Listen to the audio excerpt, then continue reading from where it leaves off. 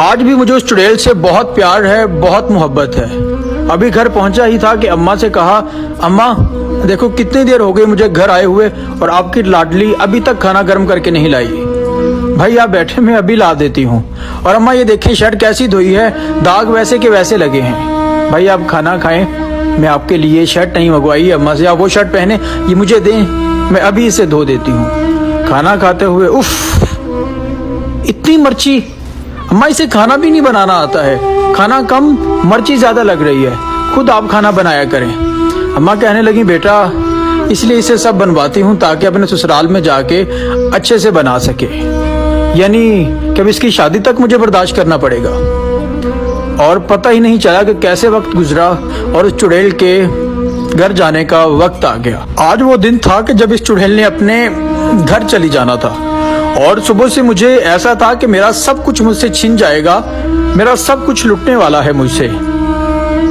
और मैं उन सब चीजों को याद कर रहा था कि अब कौन होगा इस घर में जिससे मैं लड़ूंगा, जिसकी शिकायत करूंगा अम्मा से कि अम्मा देखो ये काम इसने ठीक नहीं किया, अम्मा ये काम इसने ठीक नहीं किया।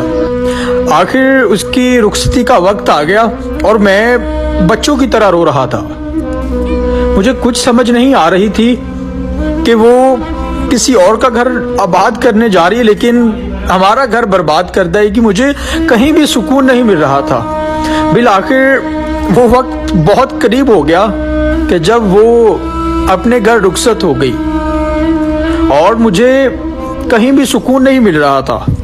मैं चारों तरफ देख रहा था, लड़ाई किससे करूं, किसको कहूं कि ये काम नहीं किया तो वो काम नहीं। बहुत दुखी था मैं, रो रो के बुरा हाल हो चुका था, कुछ भी समझ नहीं आ रही थी। लेकिन हाँ, एक बात जो मैं बार बार कर रहा था अपने रब से कि या अल्लाह मेरी इस चुड़ैल को बहुत खुश रखी, दुनिया की कोई तकलीफ इससे ना पहुंचे, इसे अपने घर में मेरे मौला तू बहुत खुश रखी, भले मेरी सारी खुशियां छीन के इसे अता कर दी।